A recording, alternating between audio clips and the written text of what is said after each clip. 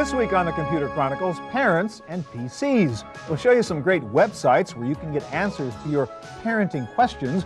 We'll show you some software that you can use with your kids. Are you trying to juggle working at home and being a mom or dad? Your computer can help. And what to do with a teenager. We'll even have some software suggestions for parents of teens. Plus, my pick of the week, one way to get your kids to read. It's all coming up next on the Computer Chronicles. The Computer Chronicles is brought to you by BigStar.com, with thousands of videos and DVDs for the whole family.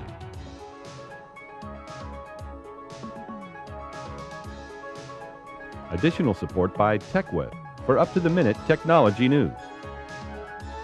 And by TVA, Television Associates, bridging the worlds of computers and video with DVD authoring and MPEG encoding services.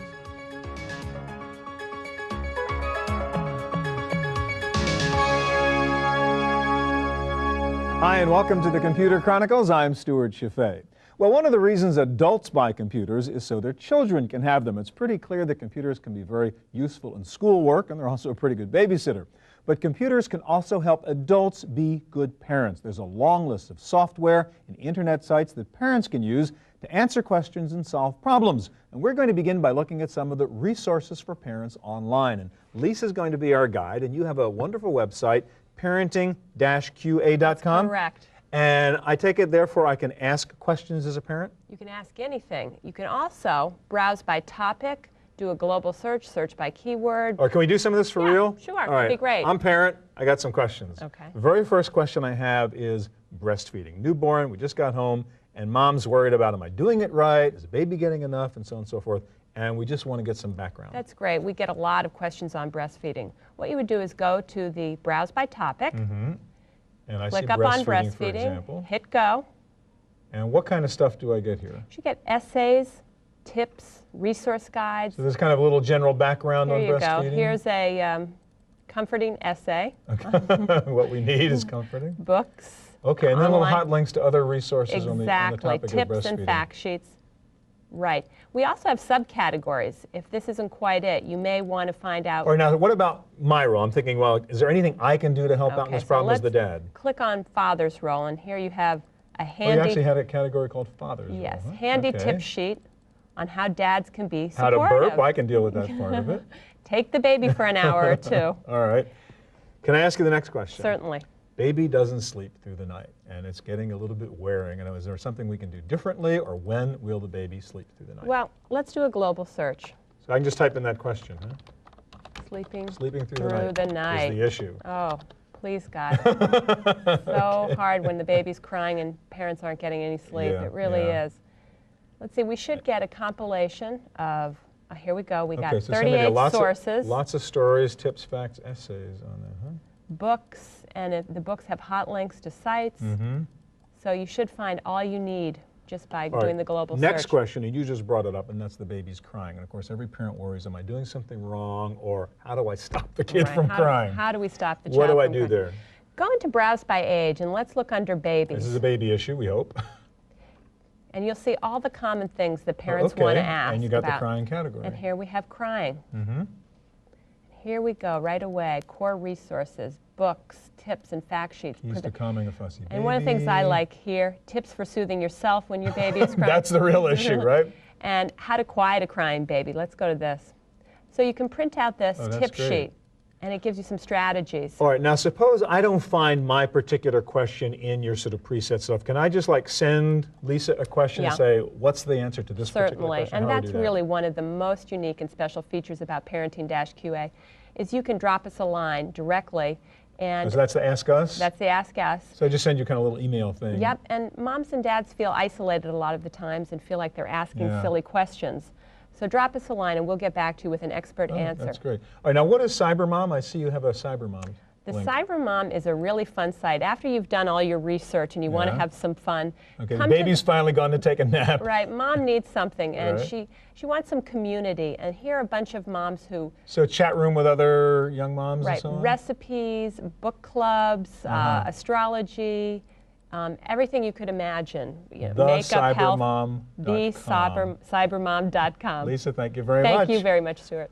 One of the real challenges for a parent is to figure out what software to buy for your children. There are so many choices out there. We can't possibly cover them all, but we do have some ideas for you. And Roberta, you are going to be our software guide. You're an author, writer. Matter of fact, this is your book, Does Jane Compute? All about girls in cyberspace, I take it? Girls and computers, right. Okay. Let's be non-sexist, talk about boys and girls if we can, okay? And you've got, we can't cover this all, as I said, but you've picked 3 software programs, which are things that parents and kids can kind of do together.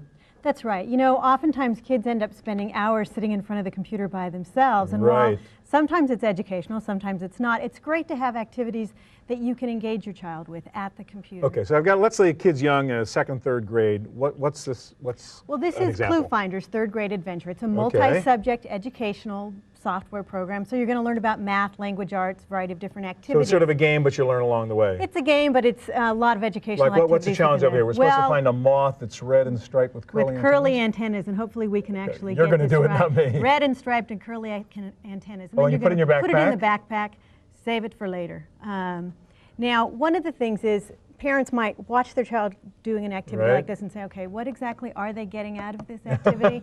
I know it's supposed to be educational, but what are they getting out of it?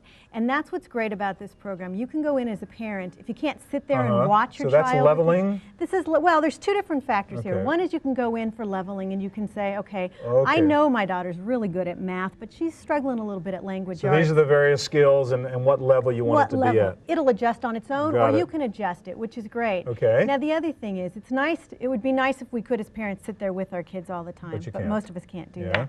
And so what you can do is you can go into Progress Report and you can look at the different activities and you can see how they're doing. Okay, so what did the kids spend their time on and how well did they do, and therefore where do they need help in the future? Exactly, and you might take that to off the computer activities, you might talk to the teacher, a whole different way. All right, let's go into another category now, and sort of the creativity, and we have that on this computer, so let me switch over to your monitor over there. And what is this one? This is pure fun, and it's a way for parents and kids to create all kinds of different crafts. Okay, so say we want to create a birthday card for grandmom or something. We could do it together with the kids? Absolutely, and what's nice about this is they have ready-made activities, so if your child's young and can't really maneuver around on his or her own, you can walk them through it, but they can pick. They don't have to actually do the hard artwork. Right, so we're going to go through and we're going to look for a card for grandma for her birthday. So again, I mean, this is sort of a learning thing too, in a way, right? Because well, it is in that it does a couple of things. One is there's a huge sense of satisfaction for kids when they can give grandma the card and say, I did it. And you know, nobody did it for me. You save the $2. And the other thing that's nice about it is that the kids can go through, we're going to take a greeting card here, and we're going to say birthday, and we'll pick grandma. And the nice part about it is, let's say they want a funny card for grandma.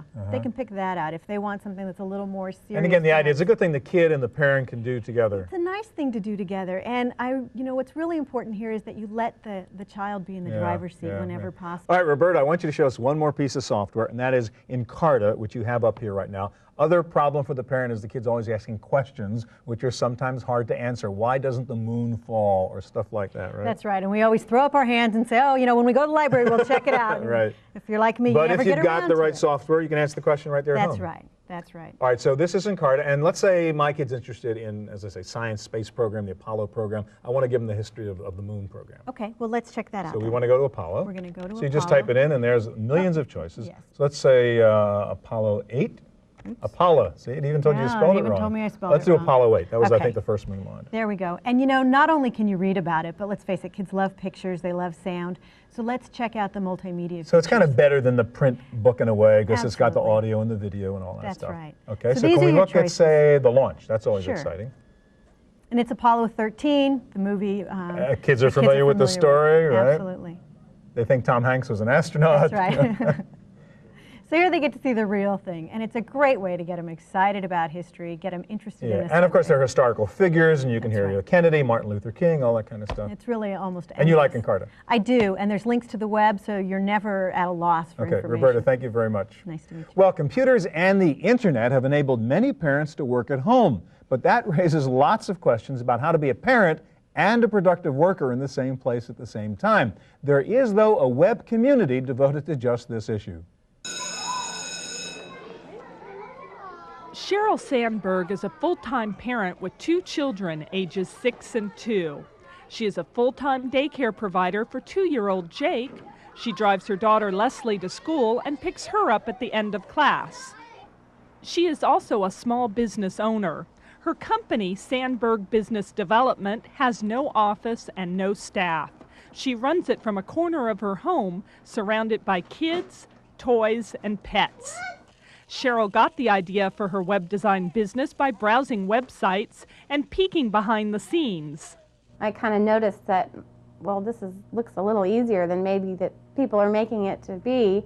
And then I would go to different pages around the internet and view the source, and finally figured out, hey, you know, this can't be that hard. And so I looked into it further and found a couple places online that, you know, teaches website building, and I thought, I can do this. As Cheryl's business grew, the strains of balancing home and work increased. She soon found a website called The Entrepreneurial Parent that offered help. I was looking definitely to get some advice on how to balance, you know, my children, because, you know, they're only little once, and I really needed to find out how to balance my time with them, with my business, with clients calling, and my husband going, how come you're not making dinner tonight? You know, why are we eating hot dogs again? The EP website is an online community providing advice and feedback through bulletin boards, expert advisors, and publications. Online professionals are listed according to their expertise. Message boards provide a venue for members to share their experiences with other parents who might be facing the same challenges. There is also a book on the subject. A community being like there's a place that you can go and post messages to a discussion board and talk amongst ourselves about business or our family or our career and things like that. Both Cheryl and her husband work at home now.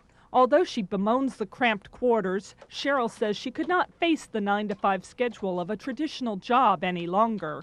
I love being at home with my kids and taking them to the park and picking them up from school and helping in class and doing whatever they need. It's just so rewarding, and the extra money is so nice, and, you know, I don't have to worry about paying daycare. Working at home with 2 small children and a spouse requires careful coordination of work time and family time, and that can lead to some long but satisfying days. My kids, both of them aren't in full-time school, so there's no real time that I'm by myself to just focus, unless he's napping, which, you know, sometimes I have to do a little housework too. So, so most of my work is actually done from 8:30 to midnight, and that can be a little rough, but I wouldn't trade it for anything. For the Computer Chronicles, I'm Sarah O'Brien.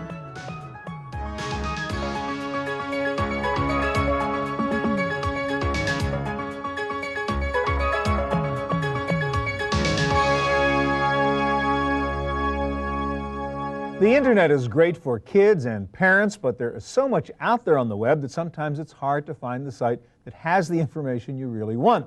To solve that problem, there is a special internet search engine just for parents. And Scott, is that a fair way of describing abcparenting.com? A very fair way.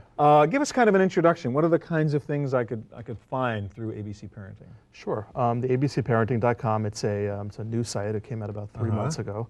And our flagship site, Parenthood Web, has been out for about 3 years, and we really saw the need for a specialized site for parents. So this is kind of a Yahoo for parents? Exactly, and where Yahoo tries to be all things to all people, Right. we focus on the cream of the crop sites for parents. All right, so what are your sort of categories or channels or whatever you would call them? Sure, we have a couple of dozen high-level categories, caring for children. So nutrition, family, jobs, shopping, safety. Exactly. What's support, for example? I see you have a Okay, support category. So we go into support, and then we have subcategories, child loss, All right, so if you're dealing with a particular problem and you require some support and you want to talk to other parents or whatever. Exactly, you there's go sites into there. that specialize in that. So we'll go to special needs children. As you can see, it came out with 88 listings. Now, I see you have a kind of star rating. So these are reviewed, all these sites? Somebody's actually looked at them and rated them? Exactly, and we use real parents, moms and dads. We felt that. So you have some sort of board of parents that goes and actually does this? Exactly. People submit sites, plus we go out and review sites. All right, can we go back and look at some of those other categories? For example, health. We haven't talked about that yet. I mean, one of the concerns a parent has is, you have a sickness problem or a health problem with your kid. Where would this end? Sure, so you go right to the health medical category, and then again the subcategories: dental, health, fitness, homeopathy. Well, bedwetting, that's a good topic. Okay, so within bedwetting, again, we have a couple of dozen sites. We'll take a look, bedwetting blues. This comes up with drpaula.com, which is a very popular pediatric site. And what's nice about abcparenting.com is we try not to pigeonhole sites. In a site like Yahoo, they would try to find the one place to put it, probably pediatrics. Yeah, so odds are if we were looking for bedwetting, we wouldn't get to drpaula.com. Exactly, it would be difficult. But what we'll do is we'll look at all the aspects of a site like drpaula.com that are terrific, and we'll review articles. If somebody's actually been there and read it, then you have better information. Exactly. All right, let's go back to some of the other categories. I saw you had a safety one, for example. That's an issue I would have because as a kid gets a little older, you start worrying about the car seat and the airbag and should it be on and should it be off and that kind of stuff. Sure, so we'll say safety, and within safety we have recalls, household safety, transportation safety, and that's what you're talking about. We have airbag safety. We have a real nice site here, child passenger safety. This is by the National Highway Administration, information on buying a car seat. Now, I noticed you had a section on there where I could vote on whether I like the site or not. So you have a sort of a people's choice, best parenting sites? Exactly. Parents, they visit sites and they vote whether they like them or not. And then we compile a list each week. We'll go down here. Top sites is voted by our visitors. Okay. And the top. The idea box is the most popular site. Exactly. The ideabox.com is a terrific site. And parents submit tips and articles and arts and crafts that they could do along with their kids. And that's weekly? Changes every week? Exactly. All right. Let me ask you this question. What is the most common thing that people search for? What's the most popular search Actually, word? by far, the most popular is baby names, finding the perfect name for First things first, what to call the kid. Exactly. So we go under pregnancy, baby names right on the homepage. And again, you come back with about a dozen listings. And actually, let's take a look. This is a lot of places to go to find the name for the baby. Exactly. And this is on the Parenthood Web, which is the flagship site. And we have most popular name lists. We have articles, names, so I can and actually behavior. Look for a real name for. So let's sure. Let's do that. We could put in the number of syllables. We could put in the two-syllable name. Okay. We could put in the first letter, B. It begins with B. Let's do a boy's name. Let's do Celtic origin. And what can we call this kid? Beacon, There Bevan, Bowie. The perfect names. Brian. All right. One other thing I want you to show us real quickly. You have a kind of neat thing here where you can keep a sort of personal journal for your family and kind of little mini website for your family. Exactly. We call that the Interactive Journal. It's free, and it's a way of sharing family events and pregnancy with people all over the world. And it's all password protected. And it's free to upload pictures. And that's your family right there. That's actually my son Jack, 3 years old, and little Ryan. All right, so I could do that and post my own stuff, and again, password protected if I wanted it to be, so only members of the family could get to that. Exactly. Very cool. Scott, thank you very much. Well, if you thought parenting was rough with toddlers and young kids, wait until they become teenagers. That's when the help sign really goes up. Can you actually find computer activities that parents and teens can do together? And Pam, I guess your answer is yes. You're the expert. You wrote a book, didn't you? I sure did. Okay. Give us some examples. You've brought along 3 different examples of programs that, believe it or not, a teen and a parent can work together on. What's the first one? The first one is called Math Heads, which is a really jive, live program that teens will be interested in, but that's high enough of a level for them to actually get some benefit from. So it sort of teaches math, but it's engaging and it's hip, so the kids will stay with it? Right. So you'll convince them to go for it. All right, so show it to us. All right, I'm going to choose patterns. Okay. And basically, this person is going to dance around, and I need to fix these patterns, which are truly SAT level. Okay. And let me try to finish it. That's right. So, like, what's the next number in that sequence? We're all familiar with that question. Exactly. So you proceed until basically you get enough wrong answers that. And the little dancer follows you around. Okay. She drops off the floor. Okay. So if you get a right answer, something good happens, I assume. And yes, you get to dance longer. Okay. But the bottom line with this program is that it's a lot of fun. It's engaging for teens, and it will keep them occupied. Teens don't necessarily, when they come home from their excessive schoolwork, You're going to say, hey, go do your math. Yeah. No. So you got to have the dancing and the music and the cool stuff that makes them feel happy. That's right. Especially with MTV. This is kind of dance MTV. All right. So this is called Math Heads. And as we saw, I mean, that's, as you said, SAT level kinds of questions. Absolutely. There. All right, should we switch over here now? Sure. And another one you have is a program that teaches languages. And again, this is something certainly parents and teens, they're probably studying a language in high school, right? Yeah. It's transparent language, and it comes in French, it comes in Japanese, all sorts of different languages, even English is a second language. Okay. And there are some really nice workbook features, but one of the best features is that you can read into it and hear your voice. So you can actually work on your pronunciation? You sure can. Okay, so we have the French program. Let's hear the French speaker. Elle. That's how the French native speaker sounds. Go ahead. Now I'll record mine. Elle. Wow. That was pretty good. That's not bad. Okay, so that was an easy word. Yeah, so you can hear theirs again. Elle. And mine. Elle. Whoops. Once again, sort of part game, part learning, Absolutely. something that parents and teenagers even could do together. Sure, and the thing is that this is not a competitive thing. Teens don't feel like they need to be at loggerheads with their parents. Right, and it's just more of a supportive thing, and it's more fun. Parents can learn the language with their teens. All right, now another thing I want you to show us, let's switch back to the other computer there. And if your kid's now 16, 17, you're thinking about college and all those issues and SAT exams and where to apply and scholarships and so on, and you've got a website you're recommending, right? I sure do. This is called weapply.com, and basically what it does, two things. It gives parents and teens really good options for downloading free software that helps them apply online to literally hundreds of top schools. And you can just scroll down. Take a look at this, sure. And it's, so this is all about the application process and picking colleges and that kind of thing? You know what I really like about this site more than anything else, though, is that you can look at mailing lists, and you can also look at all sorts of the different colleges that are there. So you can go right to the college's website and begin the search process. Okay, I see there's discussion, for example. I mean, you can have sort of talk to other people about what you think of that school, or Absolutely. talk to someone at that school. And you know what's really great about this? If parents start this, even when kids are freshmen in high school, they can look at the application process and say, wow, I need to have some extracurricular activities. What are those? Oh, that's right. You know? So you know ahead of time what that school is going to be looking for, and not wait till the last minute when it's too late to get that stuff on. I'll tell you, a real eye-opener is to go to the Harvard site and pull up the Harvard application. And just, whoo, Uh-oh. Okay. All right, if I want to go to Harvard, I better prepare when I'm 6, right? Absolutely. All right, one other site I know you're interested in, I just mentioned, is Talk City. What do you do there? What you do there, it's basically a Java chat site. So basically, no matter what kind of computer you have. Is this for parents or teens or what? For both. Okay. If you're a parent, you can go there, pull up the Talk City site, and the first download takes a little bit of time, unless you have a T1 or a cable modem. Right. Even then, it takes about a minute. But it's about dealing with teenage kids, basically, sure, you from talk either with, side. Right, you talk with parents of teenagers, and you talk with, if you have a teen, they can talk with teens. So when you've had it up to here, you don't know what to do next. Right. Log on to Talk City and talk to a parent who's been through the same problem. Yes, the nice thing about the Talk City site is that it's heavily moderated. So it's really one of the cleanest talk sites out there. Pam, thank you very much. Thank you. All right, that's our look at parenting and computers. I'll be back in just a moment with my pick of the week.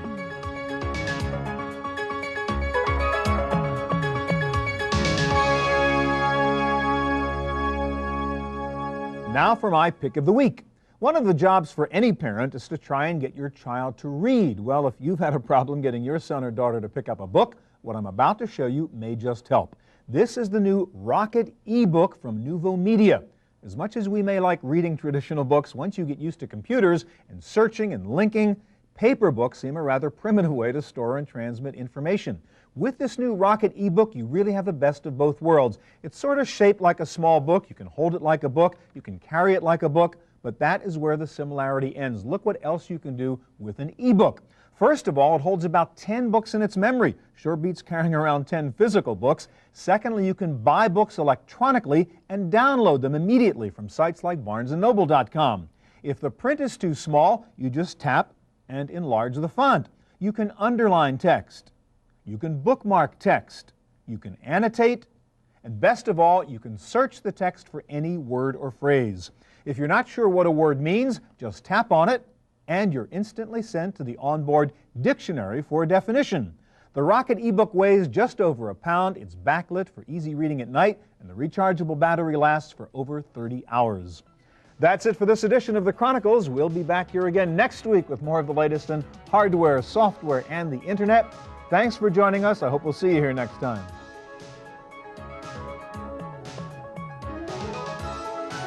The Computer Chronicles is brought to you by BigStar.com, with thousands of videos and DVDs for the whole family.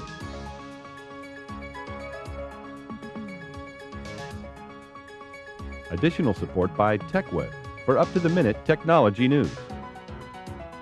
And by TVA, Television Associates, bridging the worlds of computers and video with DVD authoring and MPEG encoding services. To purchase a videotape copy of today's program, call toll-free 1-888-310-7850. Please specify the show number and the topic.